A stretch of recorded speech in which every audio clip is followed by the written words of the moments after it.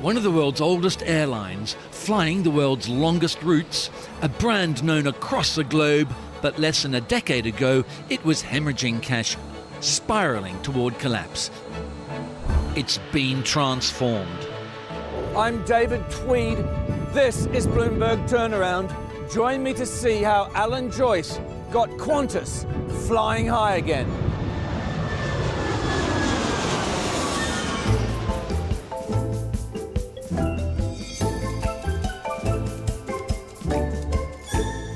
Qantas turnaround is really a textbook example of what can be done within the airline industry. In 2018, Qantas reported a profit of $1.2 billion, its largest ever. Shareholders were rewarded with share buybacks and dividends of more than $360 million, while employees were showered with $50 million of bonuses. That was a far cry from the $2.7 billion loss announced in 2014. There's no doubt that today's numbers are confronting, but they represent the year that is past, and we have now come through the worst. Hey David. How do you do? Nice to meet you. How are you? Tweed. Nice to meet you, David. Glad to be here. And welcome to Qantas head office. Thank you very much. So tell me about that turnaround. What were the main elements of the turnaround? How did that plan evolve? So we had probably the perfect storm hitting us then around 2013. So the conditions, I suppose, are important because we had high oil prices. They reached well over $4 billion, the highest over $100 a barrel, the highest that we've seen. We had simultaneously a domestic competitor, Virgin, running at us and trying to take massive market share and being funded by a number of foreign airlines, extensively funded. And we also had, because of the very high Aussie dollar, a lot of international carriers flying into Australia. So it was the perfect storm on all of our businesses simultaneously. Right. Joyce announced a $2 billion cost-cutting program. Everything from faster aircraft turnarounds to saving fuel from optimizing routes. The workforce shrank by 5,000 or 15%. The fleet was simplified.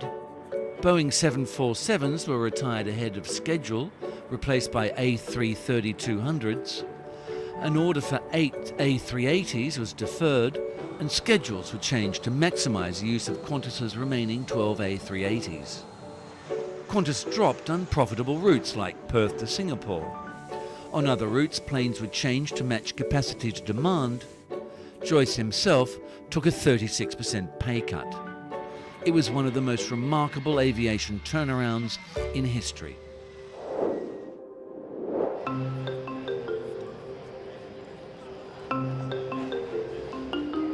In 2020, Qantas will mark its 100th year. To get a sense of that history, I went to the Qantas Heritage Collection at Sydney's domestic airport. It's just near Gate 13 in Terminal 3. You can go there while waiting for a flight. So, these were the two visionaries, 1919. Who were they? These are the founders of Qantas. This is Hudson Fysh and this is Paul McGuinness. The airline was born in 1920, founded by two veterans of Gallipoli, the disastrous World War I campaign, often regarded as the crucible of the Australian nation. Hudson Fysh and Paul McGuinness established the Queensland and Northern Territory Aerial Services to provide air transport over the huge distances of Australia's north. But even then they had international ambitions. Just before World War II, Qantas moved from its headquarters in Queensland to Sydney. And when they actually moved down from Brisbane to Sydney in 1938, they packed up the entire contents of Qantas's head office in 2 flying boats and flew them down in 1 weekend. And where was the runway? The runway was actually at Rose Bay, which is on Sydney Harbour. So Sydney's first international airport is actually not here at Mascot, it's actually on Sydney Harbour. This is Rose Bay, where Qantas had its first international airstrip. It's still used as a terminal, and the boat planes would take off from here on the long journey to Singapore. The great hulking flying boats would slowly, steadily gather speed, faster and faster, until their 32-metre wings lifted them out of the water like huge, graceful waterbirds soaring into the blue yonder. During the decades after the war, Qantas established itself as Australia's premier carrier.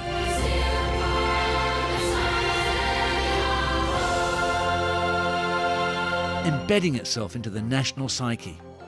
By the early 2000s, Qantas's domestic rival Ansett had collapsed and a new entrant came into the market in the form of Virgin Blue. Qantas decided to establish its own cut-price airline, Jetstar, and a young Irishman named Alan Joyce was chosen as CEO. At Jetstar, Joyce managed to create what was probably the first successful cut-price airline subsidiary of a full-service parent. He chose a headquarters near Melbourne, far from the Qantas headquarters in Sydney, and proved himself an able negotiator. One of the reasons that the low-cost subsidiaries never worked anywhere else in the world, apart from the fact that all the clever consultancies said they wouldn't, was that there was always massive conflict in terms of cannibalisation, self-cannibalisation of the product of the mainstream carrier. And that was where it required more than just the ability to set up a low-cost carrier, but also to negotiate all the different issues of network, of pricing, and to fight your way through probably your biggest enemy, which was your parent in many ways.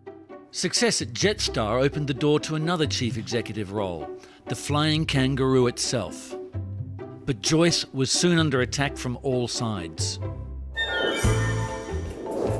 Still ahead, we talk to Alan Joyce about the most controversial event of his career, the decision to ground the airline. It's not a popularity contest. And if you think doing the CEO job is a popularity contest, you shouldn't be doing it.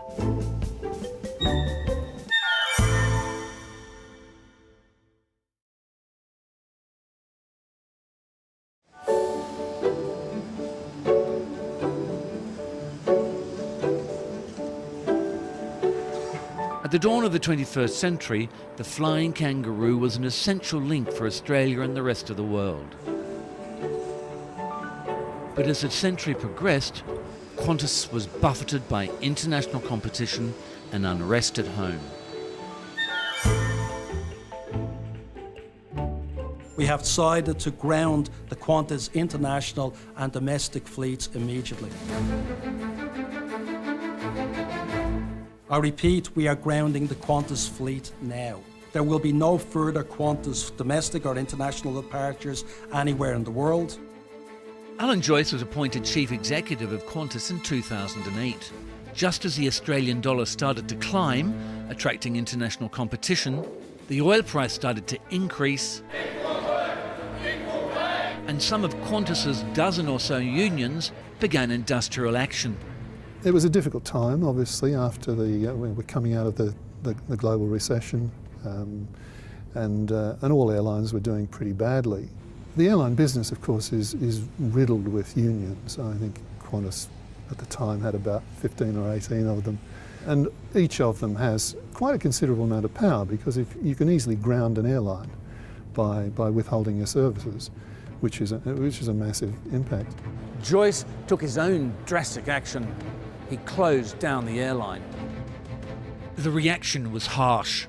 The consequences reverberated nationwide. The government overall was concerned about the extreme action taken by Qantas that had stranded tens of thousands of passengers far away from home. Having the balls to do it was really a massive thing at the time. It sort of fades into history now, but I think had he not done that, had Alan not done that at the time, Qantas would be very much a pale picture of what it is today. Alan, I want to go right back to probably the most controversial thing of your career, which was the lockout. Yeah. Why was it necessary? Well, you probably were aware that we had gone through a dispute for nearly a year with three workforce groups who were acting in unison with each other. We started to lose a lot of money because we were unreliable, because there was a lot of action happening, and we started losing 20 million a week. We could have given in to the demands, and this was in 2011, and we believe that those demands would have restricted Qantas to failure in the future and wouldn't have allowed Qantas subsequently to do the turnaround in 2013. After the lockout, the Workplace Relations Tribunal cancelled industrial action on both sides. Now the unions would have to resolve their grievances by arbitration. It meant that Qantas could get back to work.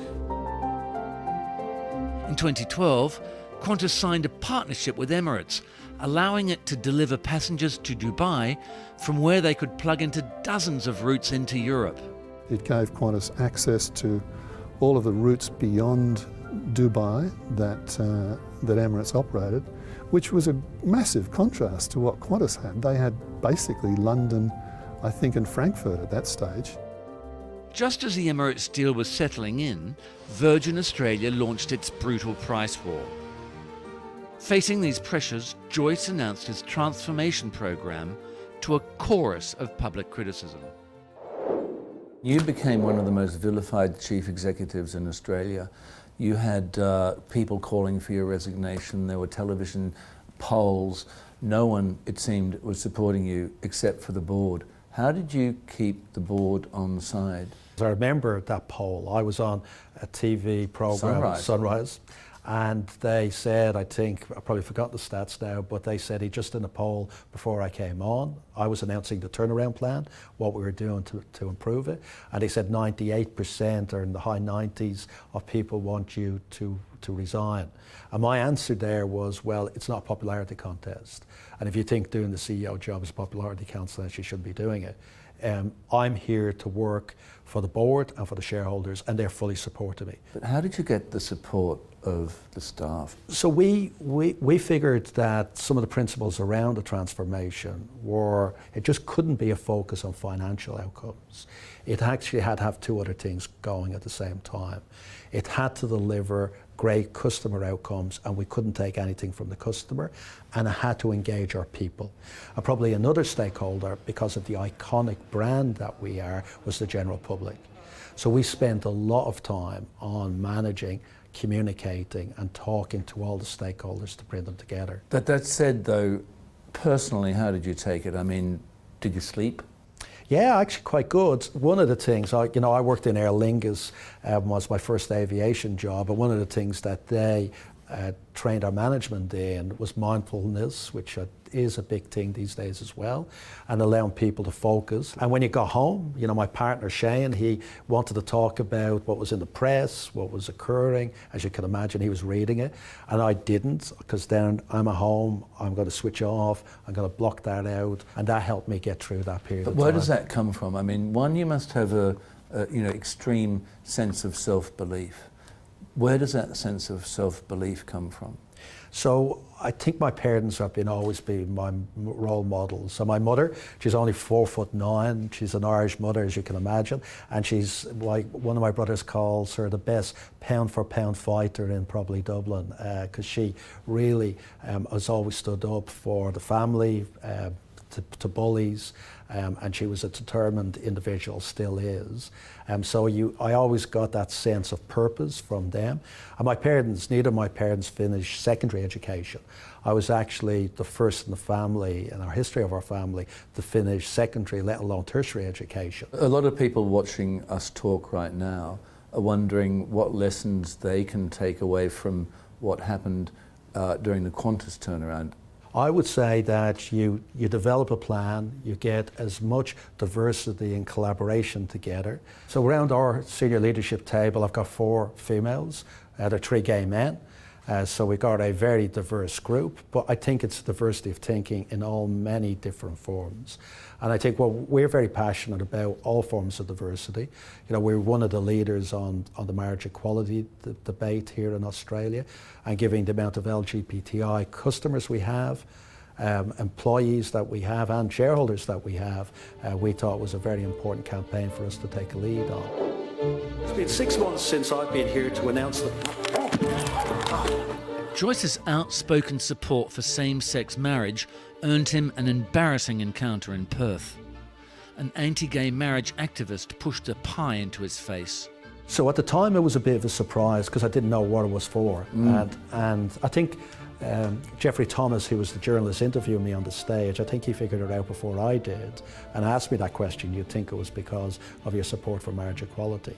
And it was a very angry, forceful, pie to the face. It was very much a message of that I want you to stop talking about it. You're a powerful gay man and I'm threatened by your commentary and your insistence on it.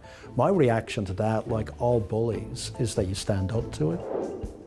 Coming up, how Qantas eked out cost savings.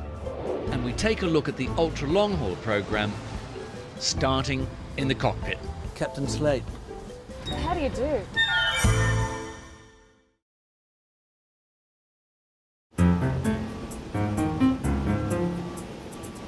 With Qantas back on a firmer financial footing, Joyce is looking to the future, and that's ultra-long haul. By 2022, the airline plans groundbreaking flights from Sydney and Melbourne to London and New York. The routes are only possible because of a wave of innovation in aircraft design. This technology changes the game.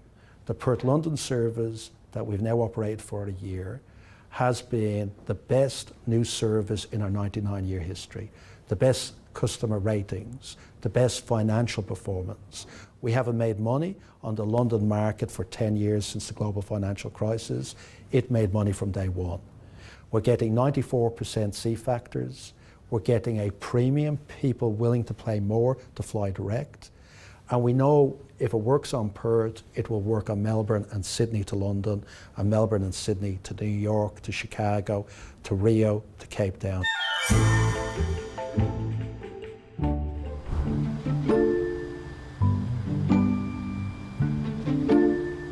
Captain Slate.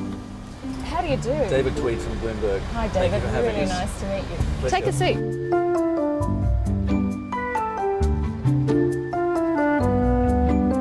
To make the turnaround work, Joyce had to have the buy-in from all parts of the organisation. Pilots now have to think about more than just flying planes. Flight management was like a really key part of the turnaround. Tell us exactly how that affected the flight management and actually the pilots. With regards to aircraft utilisation, so we have some of the highest utilisation of any airlines in the world at the moment. The A330 that we're sitting on at the moment, they utilise up to 18 hours a day. So our networks team have finely tuned our programs so that the aircraft are flying, and it's a fine balance between having them on the ground for the required maintenance and utilising them and increasing our revenue. We also did a big piece of work on our 35-minute turnaround. So to reduce the turnaround of our domestic aircraft, we introduced dual door boarding and disembarkation. And we had a whole team of frontline people involved in the workshopping around how we could do it. So obviously the juggling of cleaning staff, catering, engineering, etc. So we've got a very precise precision timing schedule to ensure that happens within 35 minutes. I find it really interesting that you as a pilot are talking about revenue and revenue targets. Is that something new since you've been, 30 years, I believe, as a pilot with Qantas? Historically, we'd only look at flying the aircraft, but now we know we're in really challenging environments. So fuel efficiency, so we've introduced a whole lot of fuel efficiency measures with regards to running our auxiliary power units on the ground. We've implemented single engine taxiing to save a few kilos here and there, but across the year, across the fleet, it all adds up. So fuel saving is very much front of mind. So this is our central operations area for Qantas. Qantas's ultra-long haul program means that optimising routes is essential. Captain Alan Dickinson is the guy in charge of developing the new flight planning system. We had a flight from Sydney to Santiago, which was probably a really good example in that we could see just by dipping down a little further south than normal, it was able to pick up a jet stream. And then by just dipping down a little bit further south and then coming north a little bit sooner than the old system was planning, we were able to save a tonne of fuel on that flight. But when you look at this system compared with the old Capricorn system, what sort of percentage savings are we looking at? So we will target, we're hoping to achieve around the 1% saving, fuel saving. We are still, this is a very new system, we're still in the process of introducing the new system, but we have high levels of confidence that over the short term we will be able to achieve around about a 1% saving on it. Well, I mean, given the fuel prices, 1% is a lot of money. And every cent counts, as we say. Every kilo counts.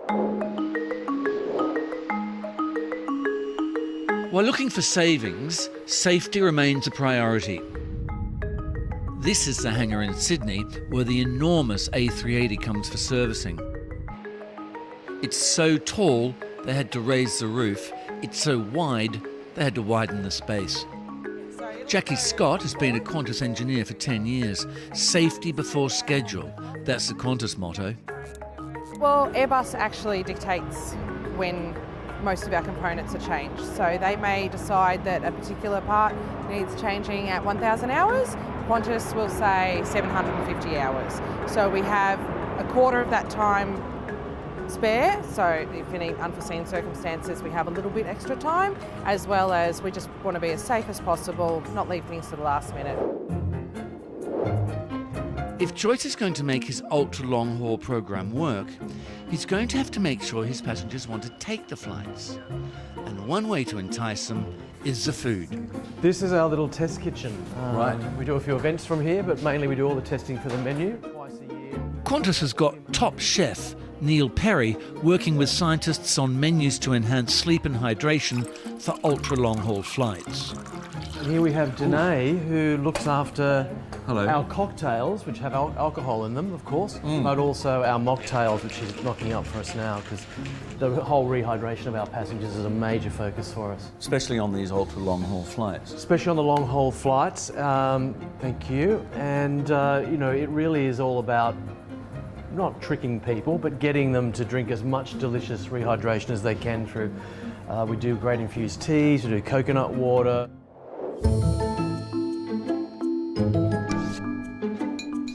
Perry and his chefs are constantly working on creating food that is still delicious at high altitudes. We look at that in relation to the long haul. We try to dial the spices and the chili down a little bit. Stimulating spices are not great when you're trying to relax. So the whole idea is that we get proteins, starches, beautiful leafy green vegetables, legumes, those sorts of things help really stimulate sleep.